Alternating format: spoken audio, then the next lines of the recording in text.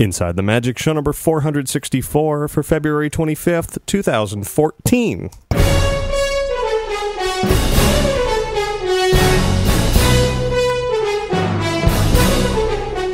It is Tuesday, February 25th, 2014. This is show 464 of Inside the Magic, and as always, I am your host, Ricky Briganti, with another great show packed with lots of Disney good stuff and a whole lot more. Before we get to all of it, I invite you to visit our website at insidethemagic.net. There you'll find all of our podcasts, videos, photos, news, articles, and plenty more. And if you ever have any news, tips, questions, comments, or anything else, you can always write to me at ricky@insidethemagic.net, or you can call and leave a message at 407-494-4ITM. That's 4486. And now, let's get on with the show.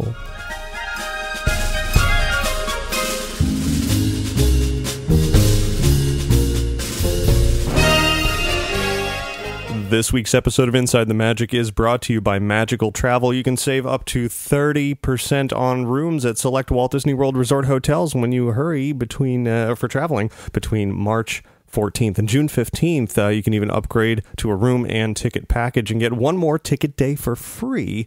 Certain restrictions apply. Hurry for the best availability with the offer expiring at the end of March. So call Magical Travel today at 866-207-8387 or visit them online at magicaltravel.com to receive a free price quote, and be sure to mention Inside the Magic to receive your free Disney gift card for qualifying bookings when you book your Disney vacation with Magical Travel.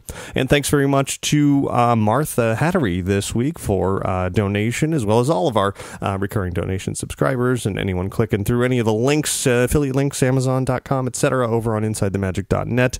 It all supports this very show. And now, let's get started with a trip around the world.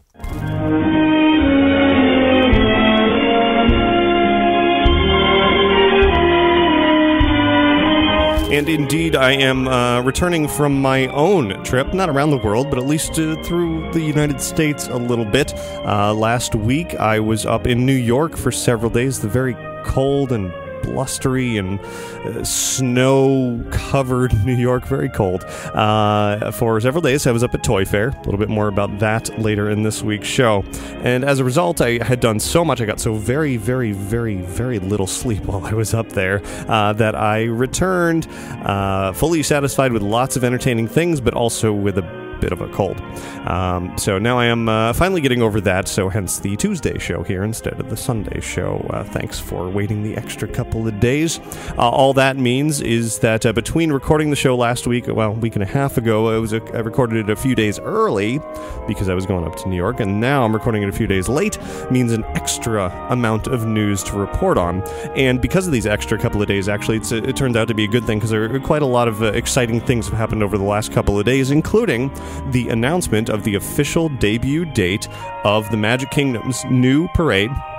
Of course, out here at Walt Disney World, the parade is Festival of Fantasy, and it will debut Sunday, March 9th, so not very far away at all. We were thinking mid-March, so that basically falls into that. Of course, this is the new daytime parade at the Magic Kingdom. New musical score, new float, new characters, new costumes, more than 100 performers, and lots of classic characters as well.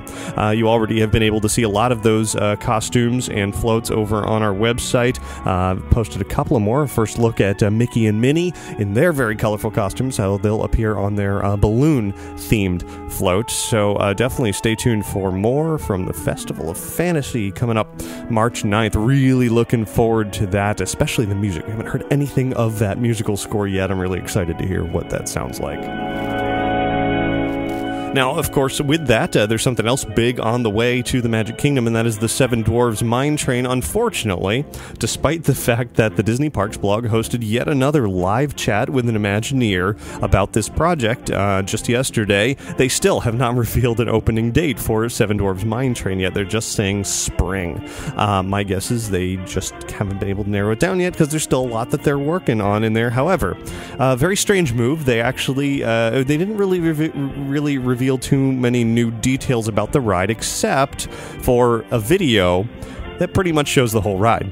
Now, it's an early video, an under construction video. They did it side by side with sort of a conceptual rendering of what the ride will be like, and it does have a little dissolve at one point, so it doesn't show the entire experience, but most of it, maybe 80% of it, which is unusual for Disney to show off so very much before it's even ready. None of the effects, none of the animations, none of the show lighting, etc. is visible in the ride, so you kind of watch it and you get an idea of what it'll be like without really getting an idea of what it'll be like, so it's kind of odd. Anyway, if you want to watch that video and you haven't already, head to InsideTheMagic.net. You can definitely check it out there, keeping in mind that it definitely is not showing the entire experience. It might show most of the duration of the ride, which seems to be about maybe a minute and 20 seconds, a minute and 30 seconds, plus load time. You're looking at load time, you're looking at maybe a 2-minute experience, so not the longest ride ever, but for Snow White fans, you should be able to enjoy the dwarves that will be better than ever looking as you're rocking and rolling through this kid-friendly roller coaster experience that will open sometime in the next few months. Some other very big news from within the last few days. Star Wars Weekends is returning to Disney's Hollywood Studios once again this year, except this time it's going to be bigger than ever. Of course, Disney owns Lucasfilm now, and as a result, Walt Disney World has announced that it's going to be 5 weekends worth of Star Wars Weekends. The first weekend will be May 16th through 18th, and then every consecutive weekend all the way through the middle of June, the last weekend being June 13th through 15th. Now, on each of these nights, there's going to be new nighttime entertainment that includes a fireworks show like the Symphony in the Stars that they displayed for the May the 4th limited time Magic celebration last year. Essentially, that show, maybe a tweaked version of that show, will be part of Star Wars Weekends every night. So lots of fireworks to look forward to. Disney also said that a new evening experience will take place on Hollywood Boulevard, featuring a whole bunch of Star Wars characters. Now, that might lead you to think, well, they kind of ended every day of Star Wars Weekends with hyperspace hoopla. If Disney is saying there's a new evening experience, does that mean the hyperspace hoopla and the dance-off with the Star Wars stars, are they gone? Yeah, they're gone. It seems Disney is doing away with the hyperspace hoopla after so very many years. It's been, 10 years or so worth of that show. It's been getting bigger and bigger and bigger. It was on the small stage next to Star Tours for many years, and then it just kept getting bigger, and so they had to move it to the big stage in front of the Sorcerer Hat, and, well, no more. You're not going to see that dance-off. Well, now, we don't know exactly what's going to happen at the end of the day. They said there's going to be some sort of a curtain call where the characters will do something at the end of the night. Many fans are saying, good, get rid of this show. It ruined the character integrity and made all the silliness and this and that, while others are, fans of all of that humor and are going to miss it. So, if you, of course, want to see hyperspace hoopla as it has been for the last few years, we've got a ton of video and lots of photos of it over on the website and on our YouTube channel, so you can check that out. But you won't be seeing that moving forward. One more note about Star Wars Weekends is that James Arnold Taylor, who was the voice of Obi-Wan Kenobi in Star Wars The Clone Wars, will indeed return as host of the weekends. No further celebrity details have been announced. Here's some more news of things going away at Walt Disney World. Mickey's Jammin' Jungle Parade will be ending at Disney's Animal Kingdom in June after around 13 years of daily shows. So if you want to see that parade, you're a fan of it, you're going to have to catch it between now and June. And now here's one that has not been officially announced by Disney. It hasn't been confirmed. We'll chalk it up to rumor at this point, though I've heard it swirling quite a lot. That the American Idol experience over at Disney's Hollywood Studios may go away after this summer. Again, not confirmed, but it seems likely, I'll put it that way, that we won't be seeing American Idol at Hollywood Studios too much longer.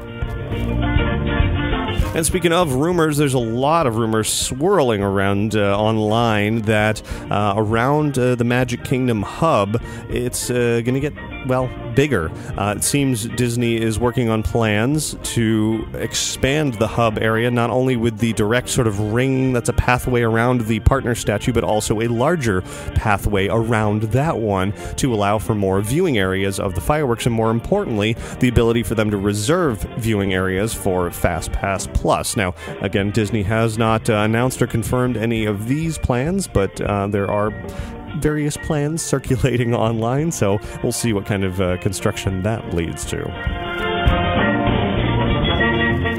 Now, speaking of upcoming events, of course, one that I look forward to every year is the Epcot International Food and Wine Festival. I know we're not even at Flower and Garden yet, which starts very, very soon, but the dates have already been announced for the Food and Wine Festival this year, and it will begin on September 26th, lasting all the way through November 10th. It is the longest food and wine festival to date. And another big announcement that was made just today from Disneyland and Run Disney is a first ever teaming up of Disney and Marvel for a running event called the inaugural Avengers Superheroes Half Marathon Weekend. It's going to take place November 14th through 16th. Registration is going to open a month from now on March 25th. So if you are a Marvel fan, if you are a runner, you can involve yourself in this special Disneyland weekend that will include a half marathon, a 5K, as well as kids races. It's all going to be part of the Coast to Coast Challenge. Of course, there will be a nighttime party with various meet and greets. I imagine Thor and Captain America will be there. And so this is the first Marvel Avengers themed Disney running event. You can find out more at rundisney.com.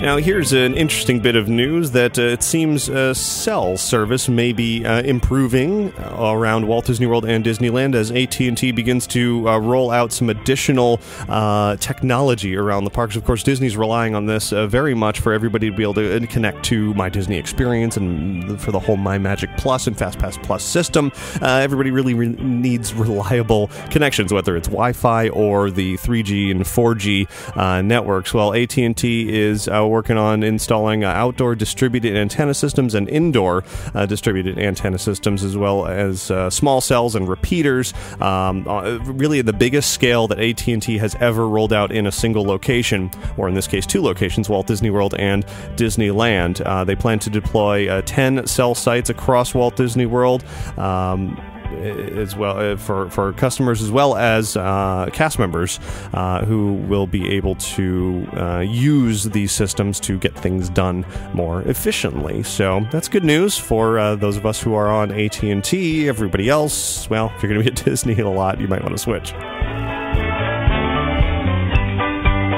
Now let's switch parks over to Universal Orlando for a couple of notes here. Of course, Mardi Gras is ongoing at Universal Orlando for several weeks, all the way for another couple of months. Lots of concerts, lots of headliners. Actually, this past weekend, Robin Thicke was supposed to be the big headlining act, though he canceled at the last minute. He will apparently be rescheduling. But that aside, I had a chance to go over there and go backstage behind the scenes a little bit and get up close with the Mardi Gras floats, the new ones this year, and talk to some of the people behind the creation of these floats. So if you want to see a little bit about that, some videos, some photos, and head over to InsideTheMagic.net. All the Mardi Gras floats and decorations and everything that Universal brings out, they work with Blaine Kern Studios to create those, and Blaine Kern Studios is the company behind the real sort of look and feel of the actual Mardi Gras in Louisiana, in New Orleans. So very authentic feel to it all.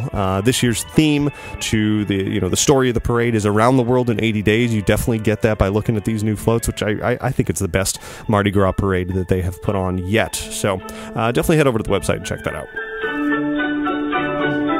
Also at Universal Orlando, if you're looking for a job, this is the place to be. They're working on hiring around 3,500 new team members. That's with cast members, team members, employees, whatever. For 2014, and this is across the Wizarding World of Harry Potter, the Diagon Alley expansion, as well as the original, as well as Cabana Bay and City Walk, the expansion going on there. So lots and lots of jobs to be found there. Head to UniversalOrlandoJobs.com to apply. Meanwhile, SeaWorld Orlando has announced the opening date of their latest edition. It's actually over at their water park, Aquatica, and it will be Ehu's Breakaway Falls, a very unique 80-foot tall drop tower slide, similar to, I went on the Disney Magic, and they have the Aqua Dunk, where the floor just disappears beneath you. Well, that's what this is going to do, except it'll be side by side by side and winding all over, and it should be pretty crazy, pretty fun. Anyway, it's opening May 9th. I am really excited to check that out.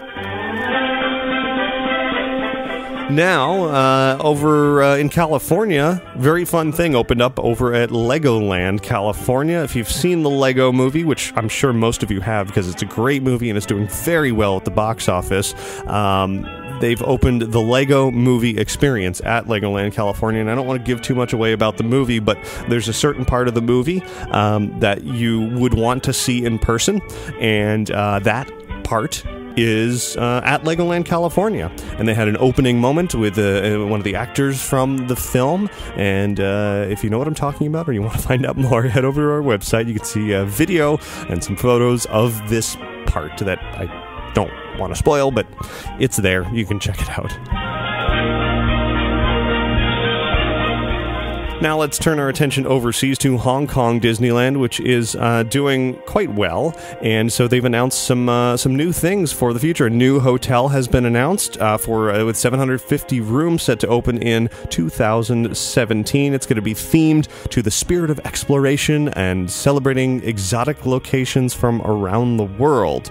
It sounds pretty exciting. It's going to be located next to Disney's Hollywood Hotel, and also part of the same announcement is that a new nighttime show called Disney Paint the Night is going to open this year, and I've heard rumors that maybe something similar to that will come to Disneyland down the line. Of course, in the future, Disneyland California, that is, in the future of Hong Kong Disneyland, we've got a 10th anniversary coming up, as well as the Iron Man experience coming up in 2016, so a lot to look forward to in Hong Kong, and someday I will have to get out there personally to see it all. Now, in the world of movies, Disney has finally unveiled to the world Guardians of the Galaxy. Of course, this is from Marvel, sort of the obscure Marvel movie that those who were at the D23 Expo or San Diego Comic-Con, you've already seen a little bit of Guardians of the Galaxy, but the rest of the world was like, what is this? When can I find out more? Well, finally this week, Disney released a trailer, which was more or less the same footage that they've been showing to those convention crowds for a while. Also, saw some of it a few days ago at Toy Fair before it came out online, as well as a video series sort of introducing each of the main Guardians of the Galaxy characters, Rocket Raccoon and Groot and Drax and Gamora and Star-Lord, and if you haven't watched any of this, you have no idea what I'm talking about. It is just the most bizarre set of characters, but I actually think it looks pretty good. It's got a really good quirky side to it. I hope it's not just silly and dumb. It certainly has the potential of being that, but as long as it doesn't go in that direction, it actually stays true to sort of the action-adventure of all the other Marvel films, but with some extra quirkiness to it, I think it could be really good. So if you want to watch those videos again, head over to our YouTube channel. And just today, Walt Disney Studios unveiled its new cloud-based digital movie service. They're calling it Disney Movies Anywhere. It's a new app for iPhone, iPad, and iPod Touch, as well as on the web, in which basically you make a purchase of a Disney, Pixar, or a Marvel movie.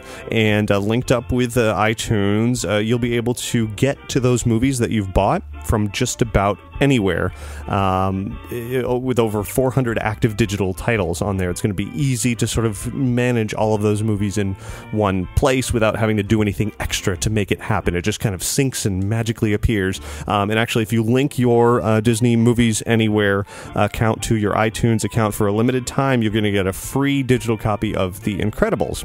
Also worth noting is that Frozen is now available through this digital service as well. So if you're eager to get your hands on that film and you I've already seen it in the movie theater like 78 times, this will be the way to do it. Me personally, I don't see watching a movie on an iPod Touch very entertaining. It's tiny little screen. That's not the way to watch a movie. But if you put it on, something, and then you use AirPlay to play it on a bigger screen through an Apple TV or whatever, then that's a great use for this. So there it is. Disney Movies Anywhere is the name of it. And speaking of Frozen, a particularly interesting event is happening tomorrow morning, Wednesday, February 26th. And Good Morning America is going to broadcast a national sing-along of the song Let It Go from Frozen. Idina Menzel is going to be there to sing along with a crowd gathering in Times Square. If you want to be there, head to Times Square by 7:45 in the morning. The sing-along is going to happen at 8:30 a.m. It's going to be outside, so make sure you dress accordingly. And there'll be some surprise celebrity cameos, and also people have submitted videos online to take part in all of it, and should be pretty interesting to see. I don't know. I feel like Let It Go is very rapidly approaching oversaturation. I think it's teetering on that edge. Of course, Idina Menzel will be singing it at the Oscars in just a few days, this coming Sunday, and then the movie's going to come out on Blu-ray, and then after that, I think Frozen needs to die down just a little bit, because we're all going to get sort of Frozen overload here. But for now, I think it's still in that fun realm, and I'm looking forward to seeing this great big sing-along. And finally, here's bringing it back to Orlando here, an upcoming event that I definitely want to mention here. It's related to Disney, related to Universal, related to SeaWorld, related to theme parks in general, just entertainment. In fact, it's called the Entertainment Designer Forum. This is something I've been talking about for a number of years now, because it's been going on, an annual event, a great event that brings together experts and designers and highly talented people from the world of themed entertainment design from all those companies that I mentioned, and even the world of movies. It's happening in downtown Orlando on March 7th, so not too far from now, on March 7th at the Orlando Rep Theater. There's 2 panels that will be taking place back to back, more or less, $25 per panel, or you can do $45 for both, and each panel is going to have a completely different group of experts that basically can sit there and do Q&A with the crowd and answer any questions or just talk about their experiences. New panelists this year include Face Off Season 5 winner Laura Tyler, who also has worked as a Halloween Horror Nights artist at Universal Orlando for many years. There's a scenic designer from Nickelodeon Studios, some more people from Halloween Horror Nights, Bryn Cord, who is a sculptor on the Harry Potter films, as well as the Wizarding World of Harry Potter.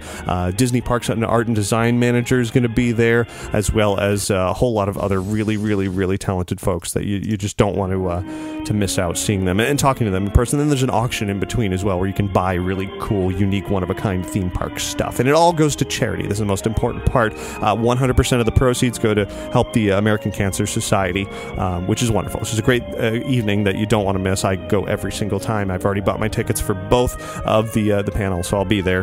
Definitely check that out. You can find out more over on our website, which has a link to their Facebook page, which is where you're going to buy the tickets from.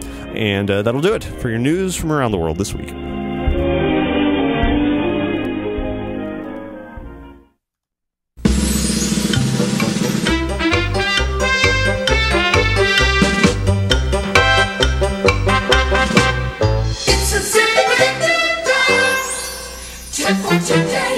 This week's tip comes in from Thane, who writes, if you're staying on property at Walt Disney World and you are able to get it at your resort, request a microwave for your room. You can bring bowls, spoons, packets of oatmeal with you and keep them for breakfast. In the morning, you can just heat up the oatmeal, eat it quick, and go into the park. That way you can get out early and save money on breakfast. Make sure to bring or buy fruit, like bananas or oranges, to eat.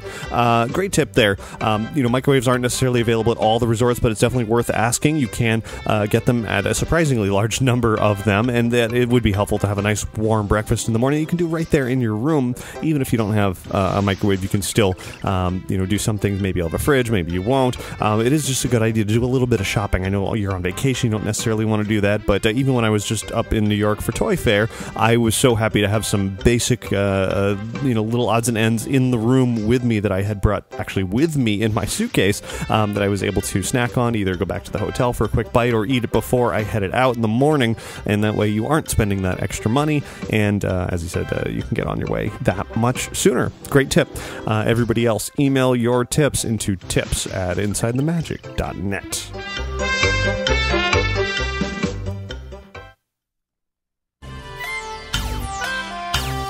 Now, as I've said several times in the show already, I just got back from New York from Toy Fair. It was my second year going to this event. Had a great amount of fun. A several-day event at the Javits Convention Center right down the street from Times Square in the heart of all things New York. It was cold and it was snowing, and it was definitely the most snow I had ever seen in my life. But once inside, it's just a tremendous explosion of everything toys that will be coming out for the next year plus sometimes. Now, it's an industry-only event, which means it's not open to the public. Kids aren't even allowed in there because it's designed for sellers, for toy makers and manufacturers and developers to sell to buyers, to places like Target and Toys R Us and even smaller stores. And of course, there's plenty of press involved as well to cover all the announcements and great things that are being shown off there.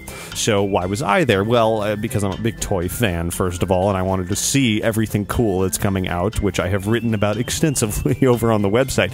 So if you want to see everything, definitely head over to insidethemagic.net. But here, I'm going to be focusing really on the Disney exclusive side of things, beginning with Disney's own presentation that they had at Toy Fair. Now, if you remember last year, Disney Consumer Products put on a presentation completely centered around Monsters University. That was their big push last year. Well, this year, there's no Pixar film to get behind, so this time around they were actually splitting up the presentation between 4 separate films, one of which is not even Disney's own film, which I thought was interesting, but there's the Marvel tie-in there.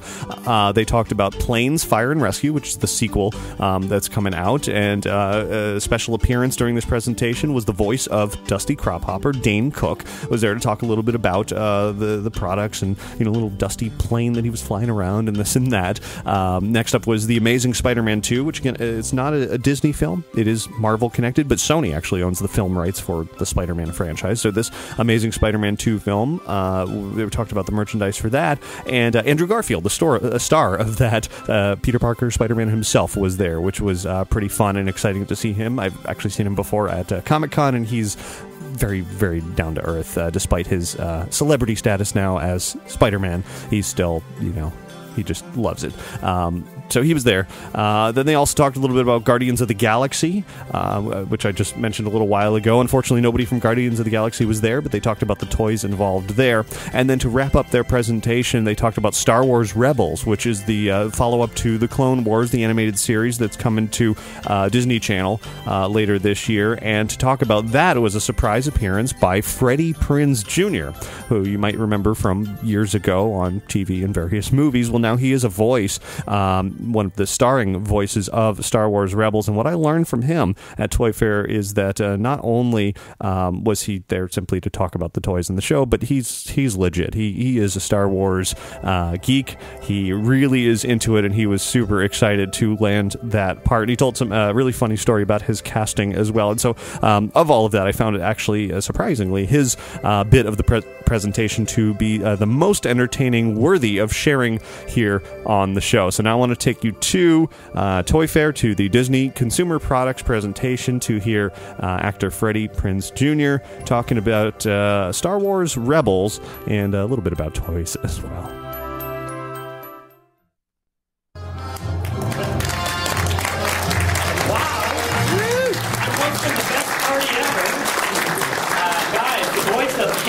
From Star Wars Rebels, Freddie Prinze Jr. Good to see you.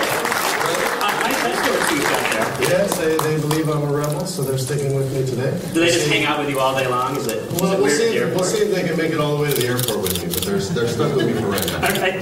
So we're here at Toy Fair, obviously, and thank you for being here. Absolutely. We're talking toys. Now, this is from our friends at Lego, and I believe this is your. You are so scared you're going to break it right now. Because I've played with Lego my whole life, and I know if you drop it. This piece is already about to come off, so I'll be responsible. Okay. So tell me, this is your ship. This is the Ghost, man. This is look at this. This even turns. That's so awesome. So this is the Ghost. This is the ship we fly. When I was a kid, I got X-Wings and Millennium Falcons, and we literally would get Legos, and my friend had a soldering iron because he built RC-10 cars, and he would reshape them to fit like the exact straight. Like we need a wide wing, we need this, we need that, and he would literally reshape them. So to be holding this is really crazy and awesome. And we have a little stormtrooper who I'm sure is not happy to be stuck on the wing. Much smaller than these guys over here, and a mini you. Yeah, there's a mini me. There's like I'm right here. There's like 2 cockpits. Above, double cockpit. That's the captain of the ship there. Missiles. That's Kanan. That's the man right there. Blasters. There's lightsabers, of course. You have to have a lightsaber. You're no longer a part of the Star Wars universe. This looks really, really impressive. A lot of cool features. Yeah, man. This you hold this. You're breaking it, not me. When I was a kid, man. Don't get mad at me. Don't get mad at me. Okay. When I was a kid, I'm telling you, Legos was. I mean, that was all I did. My 1-year-old is too small for him, and my 4-year-old is mad that she doesn't get to play with him because the 1-year-old is always there with everything she wants, and he'll eat them. But as soon as he's old enough, and he's almost we don't there, recommend. No. As soon as he's old enough, this is all me, and you guys won't be able to get them. Now, see, when I was a kid, I played with Legos all the time, but the cool feature back when I was a kid was a window and a door. Yeah, that was the big deal. This one kind of does that for you. You kids today don't know how good you have it. That's right. I had to put my own windows in. So must have from Lego. So I love the fact that you're part of the Star Wars. You know, you're part of the Star Wars legacy. How does that feel? Yeah, I mean, if you're anywhere near my age, I'm close to 40. Star Wars is pretty much in your DNA. You can't get away from it. You've heard "May the Force be with you" as much as you've heard "Have a nice day." So when this came about, I didn't honestly. I'll tell you this. I don't know if it's interesting to you guys, but we'll tell you. You'll let me know in a second. When I auditioned for this, it was called something completely different. It was called The Wolf. I'm sure I'm not even supposed to say that. I sense Lucasfilm's attacking me now. But I went you in. have stormtroopers. I went in. Yeah, exactly. I went in, and another actor who I knew was coming out, and he looked at me and goes, "Hey." I said, "What?" He goes, "You know this is Star Wars, right?" I said, "What?" He goes, "It's Star Wars." And in the audition, like, you're talking about a sun sword, not a lightsaber. So all of a sudden, like, all these images started flying in my head. I walked in the room. I see Dave Filoni and Greg from Clone Wars, who are involved in the series here, and in charge of it.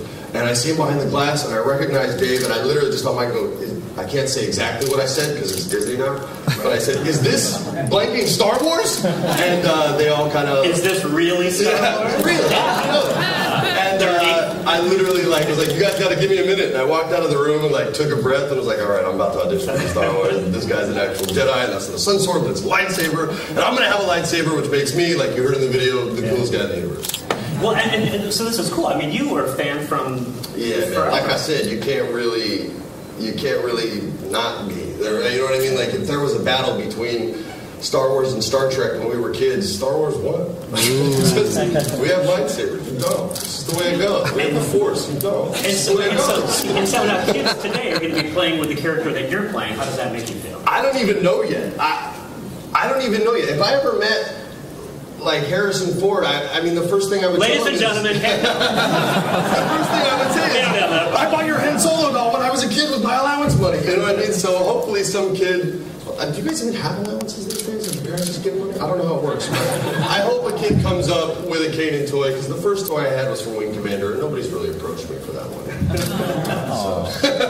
gotta tell you, we have loved having you here today. I mean, you gotta be excited about the show. This comes out this fall. This fall it comes out, yeah. We're still working hard on the shows.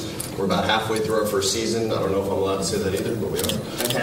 And it's absolutely awesome. The way they let us put these episodes together. We are all in a room together at the same time. It's got a big-time Breakfast Club vibe. That was a film that they shot kind of all in order, all together. It doesn't usually happen. Makes for a great movie. Same kind of thing here. It just, everybody works together.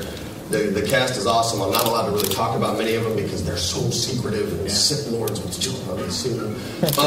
But yeah, it's really awesome. I have a lot of fun doing it. I get really amped up every time we have a script. And if there's a week where we don't record, I get bummed out because you just jones for it. I mean, you see this kind of stuff and it's just...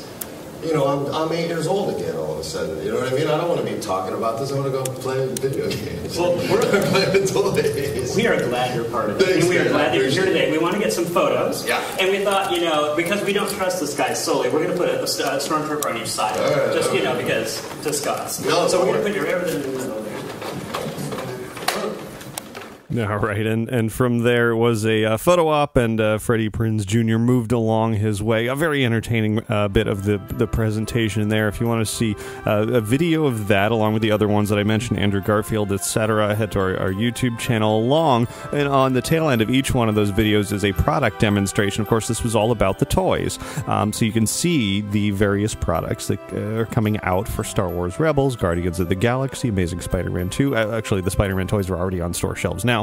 As well as Planes, Fire, and Rescue. A lot of really fun stuff in there. Now, I had seen a lot of these particular toys already a couple of days before, because I also attended a demo and presentation from Hasbro in their showcase, which was actually outside the convention center. Hasbro was showing off all of their brands. So, of course, Hasbro's been on Star Wars for many, many years, so they showed off a lot of the same Star Wars Rebel toys. Some of the coolest were the Inquisitor is the bad guy for Star Wars Rebels. He's got this really awesome lightsaber, double-bladed like Darth Maul, but it's kind of like a little bit of a Tron twist to it, because there's a disc, a force disc that comes with it. You can spin it around with the lightsaber, but then separate it as well and throw it like a disc in Tron, which is cool.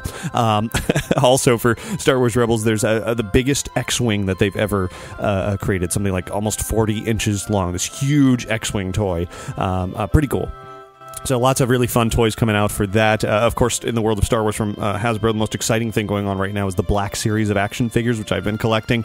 These 6-inch, they're bigger, more detailed, more articulated Star Wars action figures than have ever been out before, and they revealed a whole bunch more that are coming out. And the Darth Vader looks fantastic. You can remove his helmet and see the Anakin, like at the end of Return of the Jedi, look in there. It just looks wonderful. There's a Jabba the Hutt, and at a scout trooper on the speeder bike. Those are coming out. I can't wait for that. Hasbro also introduced something new called Star Wars Command, which is they equated it basically to the Green Army men of Star Wars, where you're going to be able to amass your own armies in these tiny little plastic figures of the Rebels and the Empire, and lots of little vehicles. There's even a Star Destroyer that's the biggest of the bunch there. You can hold this sort of remote control and just tilt your wrist around, sort of use the Force to control this RC vehicle and have it actually open up, and it looks like a lot of fun for kids who want to sort of play that Green Army man style of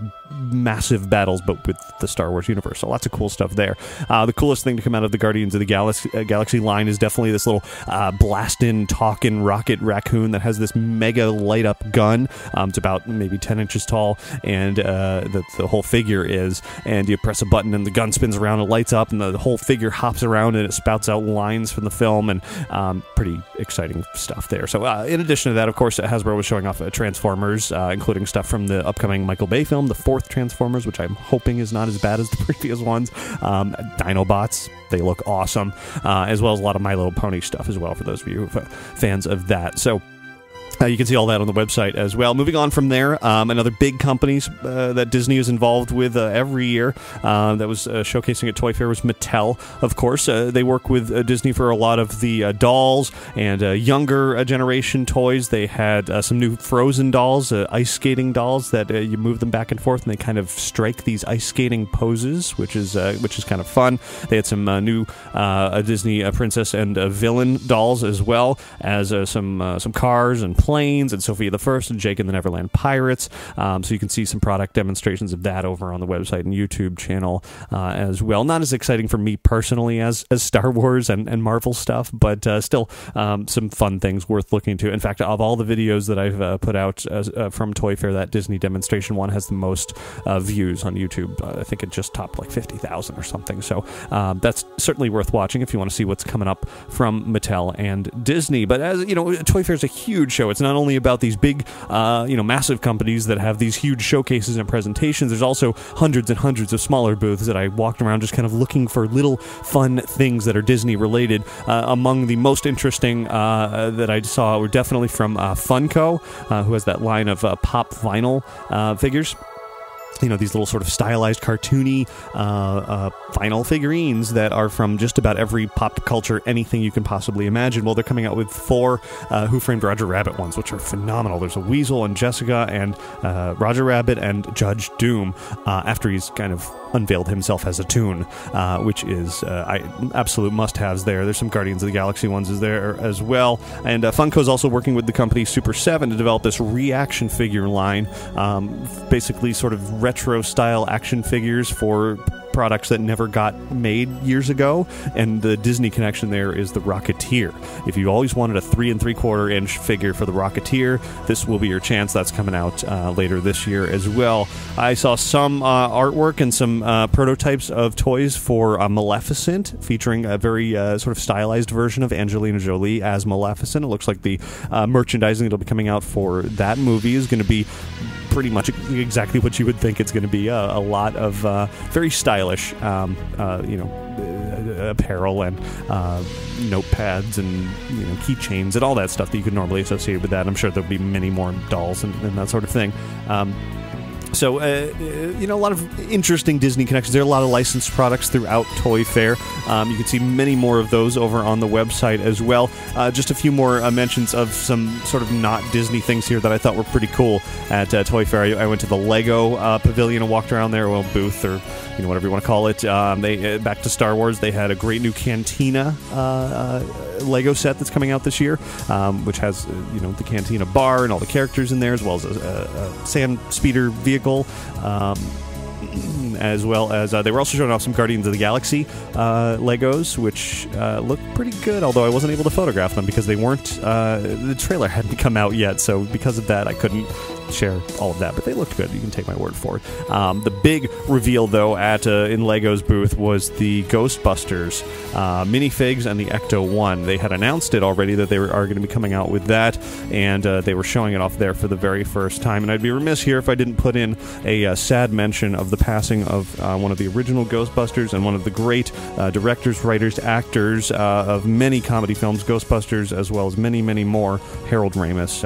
Unfortunately, he passed away very, very recently, and that was very, very sad news, but we can honor him with in the future with his little Egon Spengler Ghostbuster minifig, which I will absolutely buy the very second that it is made available to add to my very large Ghostbusters collection. So that's sad news, but continuing on with Toy Fair here, there are, of course, lots of Teenage Mutant Ninja Turtle Legos that are coming out, as well as this new line of Legos called Lego Juniors, which is interesting, kind of somewhere in between, not as young or demographic as Duplo is, but they wanted to simplify the Lego building process for sort of 10, 12, 13, 10, 11, 12-year-olds. Still the same sort of Lego pieces, but a lot simpler building process, which I think is pretty interesting there. Also at Toy Fair, worth mentioning is I had a chance to see Grumpy Cat in person. I did not see her when she was out at Disneyland doing her Disney side thing a few months ago. I had sent somebody else to cover that, so this time I was able to see if Grumpy Cat was still showing off her Disney side, and according to her owner, she is. In case you were wondering, not really sure what that means, but there it is. If you want to see lots of photos and video of Grumpy Cat, you can head over to the website as well. And a lot of other things as well. More Teenage Mutant Ninja Turtles, Skylanders, more My Little Pony, more from Funko, The Walking Dead, lots of fun stuff. Anyway, lots more toys. Of course, I don't want to go on and on about it here because talking about toys is nearly as fun as watching video or seeing pictures of them. So head over to the website to check all that out. To sort of bookend this here, I do want to mention just a couple of more things that I did while I was in New York outside of Toy Fair. I had a chance to visit the Disney store in Times Square, which I did last year, but it was under renovation, so I didn't really get a good sense of what that store is all about. And now that I've seen what they transformed it into, it really looks quite nice. There's a great escalator. It's a 2-floor Disney store, and the escalator is Tangled themed with the glowing, gleaming lanterns overhead. It just looks great. It's definitely worth a visit there. Of course, the Toys R Us in Times Square is also always worth visiting because they have these massive displays and photo ops and like a giant animatronic Jurassic Park T-Rex in there in the store, which is cool. I'm sure that's not news at all for any of you who have been to New York or live in New York, but every time I see it, because I'm a tourist there, it's a lot of fun to see. I also visited the Jekyll and Hyde Club in Times Square for the very first time. People have been telling me forever that I needed to go there, and so I did, and I enjoyed quite a while in there, wandering around, seeing all the hidden things and animatronics and spooky stuff, and it seemed a little bit dated of entertainment to me because, well, it is. But it was still enjoyable. That was fun. And I also had a chance to go through the immersive theater that is called Sleep No More, which apparently is something that inspired things that I did this past Halloween, like Delusion and The Purge out in California. This is not a haunted attraction. Sleep No More is not, but I can see where those other experiences were inspired by. This is a very interesting, sort of almost ballet-ish, no words spoken, sort of physical performance as you move around this very large space, following different characters around, retelling in a way the story of Macbeth, supposedly. I don't really know a lot about Macbeth, and so I didn't really get that part of it, but it was entertaining nonetheless. A very unusual, different, enjoyable experience. I'm going to write more about that on the website soon after I gather my thoughts, but I would definitely recommend, I think multiple viewings of Sleep No More are important to really get the whole experience there.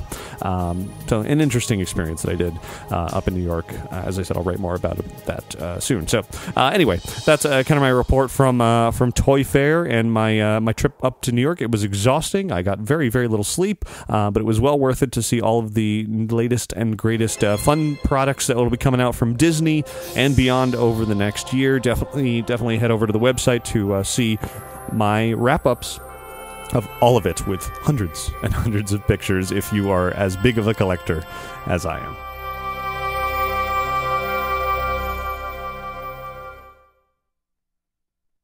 Hi, Ricky. Hi, Ricky. Hey, Ricky. Hi, Ricky. Hi, Ricky. Hey, Ricky. Ricky, this is amazing. Ladies and gentlemen, boys and girls. Inside the Magic Listener Feedback.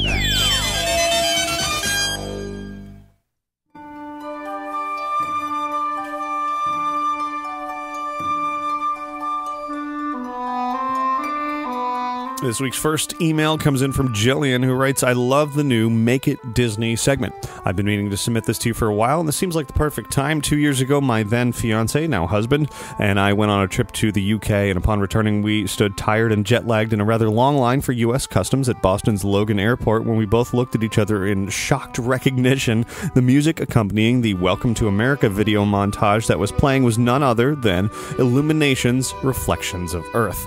We both got a kick out of this because for years I've referred to Epcot as a tribute to all nations, but mostly America. Hope you enjoy that little tidbit as well. Jillian, I'm glad you enjoyed the Make It Disney segment. It's not something I'll do every week on the show, but as sort of inspiration hits me and I find things that are going on in the world that I think deserve a little Disney twist, I will include that here, and you certainly found one there. I've actually had quite a few people write to me over the years about that very video, that the Illuminations music just pops out at them when it comes on, and it's such recognizable music, and fantastic music at that.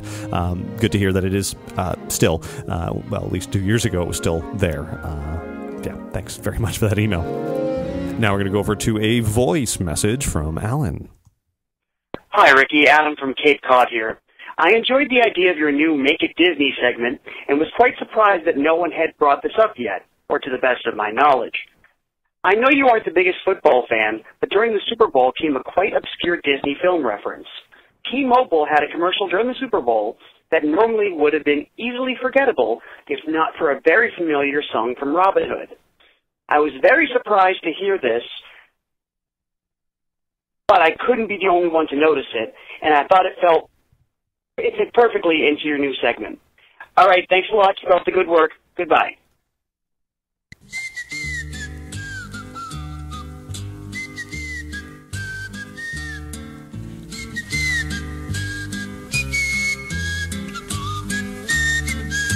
Indeed. Thanks very much for bringing that up. I didn't watch all of the commercials of the Super Bowl. I tried to watch kind of the ones that everybody was freaking out about, but I didn't see the whole thing, so I actually missed this one. This was indeed the song that was played in a T-Mobile commercial about long-term contracts and this and that. So, yeah, interesting use of some familiar music from the Disney universe. So thanks for picking that up. Another way to sort of take the Super Bowl and make it Disney. Next email comes in from Tim, who writes, there's been a lot of information shared and pushed around about the new attractions coming to Animal Kingdom between Nighttime Entertainment and Avatar or Pandora Land. And I was wondering if you have heard of any new table service restaurants coming to Animal Kingdom. Right now, there are only 2 real table service restaurants in the park, Yak and Yeti and Tusker House, and 3 if you include Rainforest Cafe outside the entrance. I was hoping to hear something by now, but have not. Maybe you saw something at the expo. Anyway, any news you hear about restaurants coming that way, I would love to know about it. Also, if they did build a new restaurant in Animal Kingdom, is there anything that you would like to see? A certain theme, cuisine, maybe a strategically placed restaurant that overlooks, say, the new boat ride in Pandora Land? Tim, I think you hit the nail on the head right there. I think that would be great to have sort of our version of the Blue Bayou.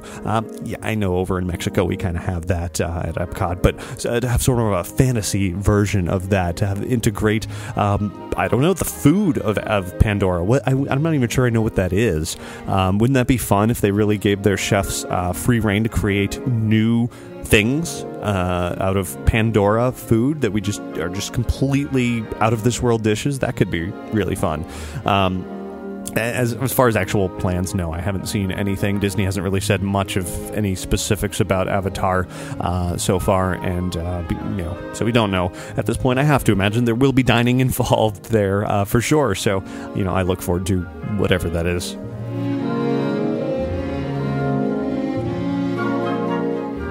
Next email comes in from Aska, I believe, who writes, I'm a huge Disney fan and a big fan of your show. I've been listening to your podcast for about 5 months now. Thank you for all your hard work. I have a question for you. I wanted to share with you our experience so far about the new Magic Bands and FastPass Plus.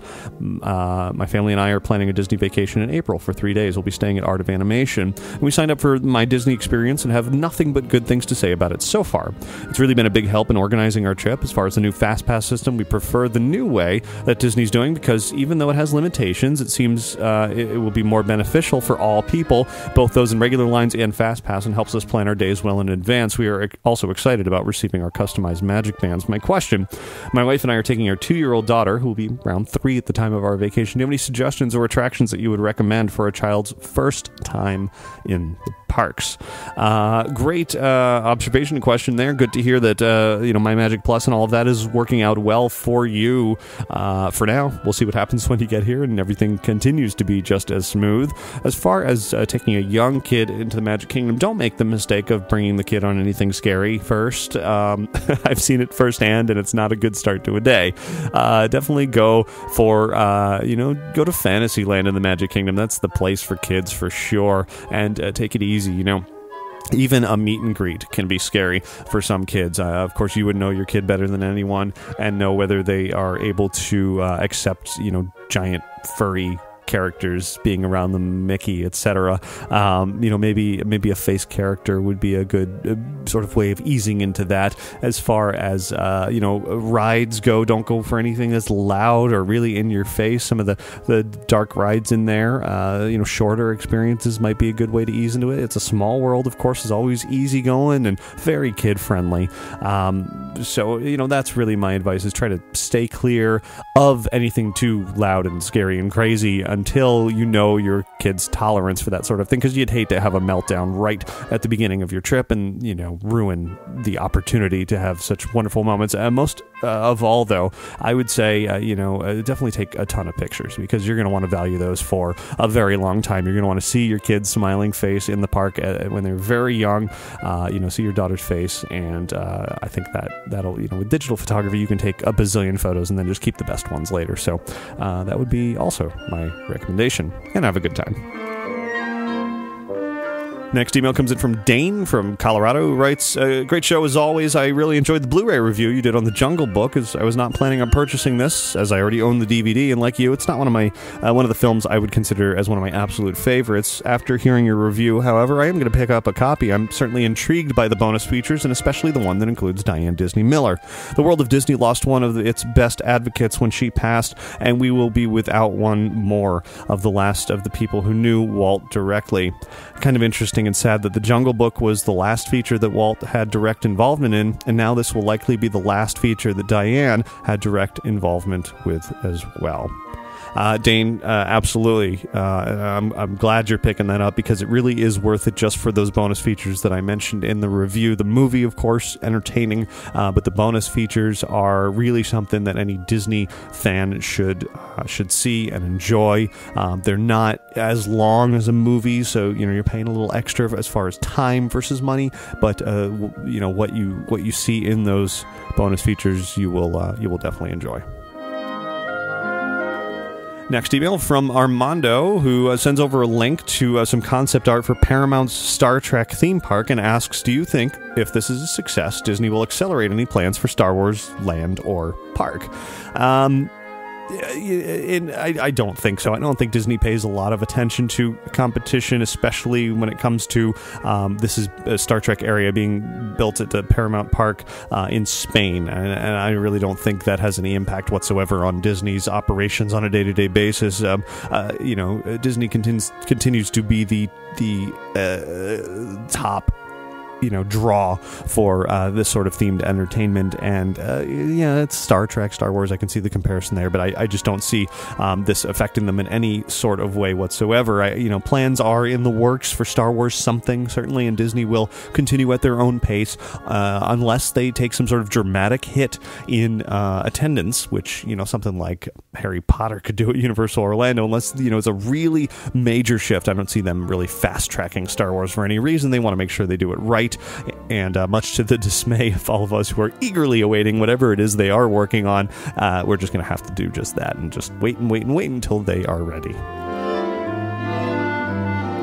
Next email from David, who writes, am I the only one who's noticing this? Disney, in all the encompassing drive to eke out as much cash from us as possible, makes yet another princess who is not a princess, all the while ignoring the real princesses. So, obviously Mulan, but now Elsa. Elsa was a princess, but Disney is asking us to ignore the movie. She is the Snow Queen, Queen of Arendelle.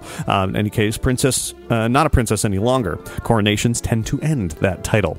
Anna is the only princess left at the end of the movie. At least in Tangled, Rapunzel's still a princess at the end, although Flynn talks about her going on to rule, presumably as queen.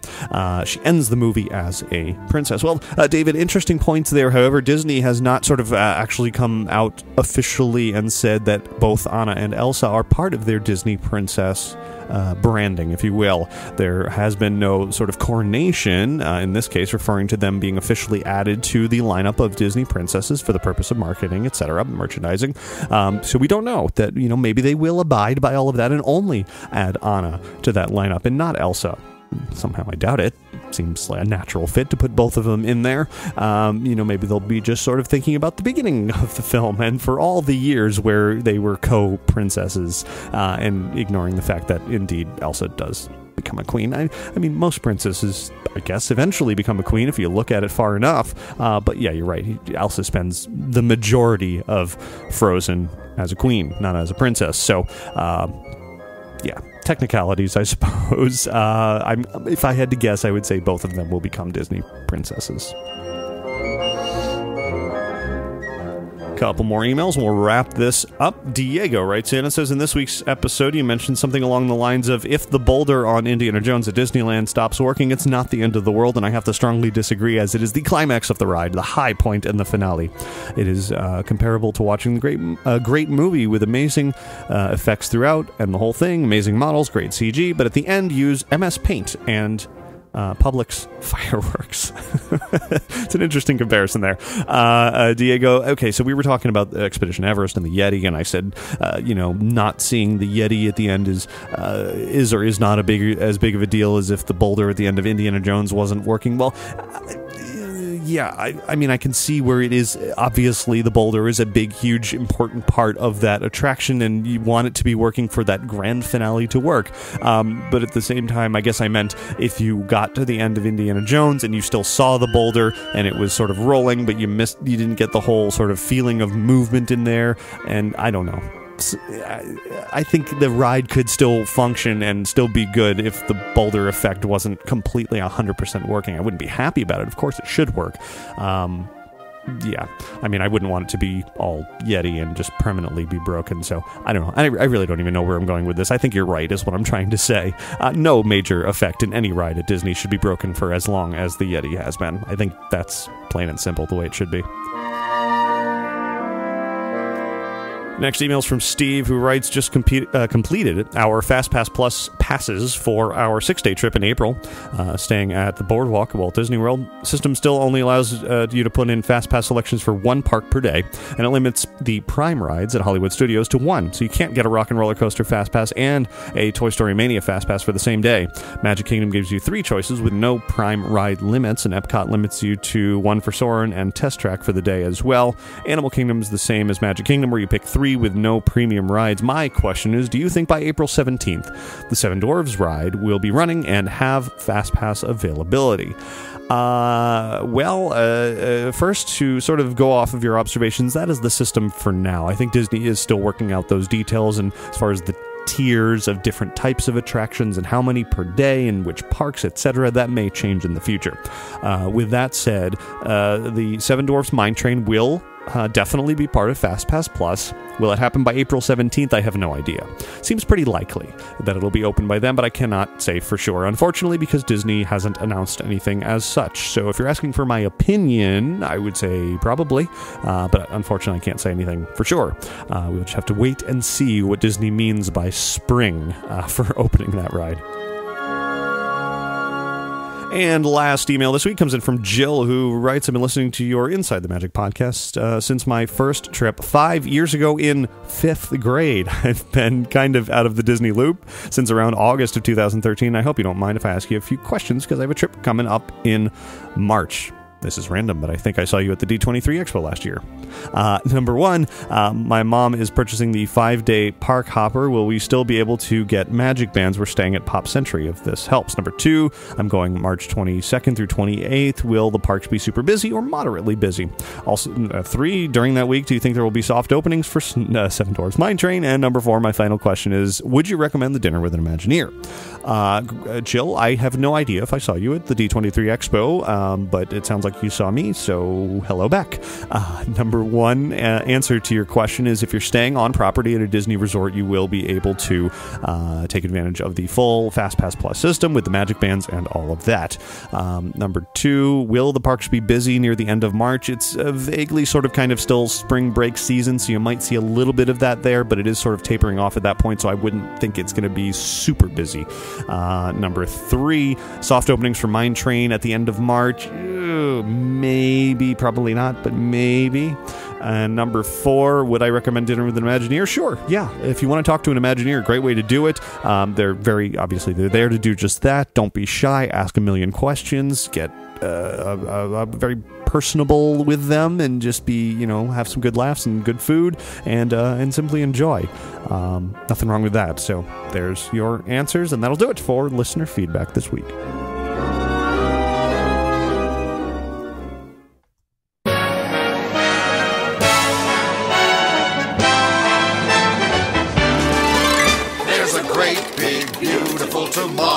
And there we are at the end of show 464. I apologize if I sounded a little bit raspy or nasally or anything like that. Still trying to get over this cold here, but I figured pushing the show out Tuesday was just long enough. Once I start to get to Wednesday, Thursday, then it starts to become next week's show, and that's no good. So anyway, hopefully you enjoyed all of my babbling on about Toy Fair in New York and all of that. There's so very, very, very much more over on the website and on YouTube and on our Flickr account with photos and all of that that I have posted about all of that. So if you are a collector, if you're into toys, if you want to see what's coming out over the next year, definitely check all of that out. And I want to say a big thank you to Lexi also for helping me out with some of the photography up in New York as well. So thanks for that. And beyond that, I'm really looking forward to the Festival of Fantasy Parade. As I said, it is debuting not too long from now, about a week and a half away. So you can certainly look forward to that. A couple of shows from now. And then Mine Train. I wish I had more to tell you about that. I can't wait to get to that attraction and ride it. Seems like it's going to be a lot of fun. It's not, e-ticket mind-blowing kind of fun, but it seems like it is going to be a pretty exciting thing. So that's coming up in the next few months, and then lots of other miscellaneous tidbits of entertainment and all kinds of good stuff. Anyway, I do want to thank Magical Travel for sponsoring this week's episode of Inside the Magic. You can find out more about their services by visiting magicaltravel.com. And between episodes of this show, definitely visit InsideTheMagic.net. There you'll find each week's show notes with links and background music listings, but also all of our videos and photos and news and articles. And definitely follow us on Twitter and Facebook and YouTube. At Facebook, we're actually approaching 150,000 likes within a couple of thousand of that. So if you don't already follow us on Facebook, definitely go to facebook.com/InsideTheMagic. Click that little like button, and we'll be inching our way closer to 150. Same thing's actually happened on YouTube. We're at 140-something thousand subscribers on YouTube. If you're not subscribed on there, you should, because that way you get all the videos in your inbox automatically as they're uploaded. So you'll see all kinds of great stuff there. So anyway, thanks to all of you for listening each and every week, and do have a magical week. Goodbye.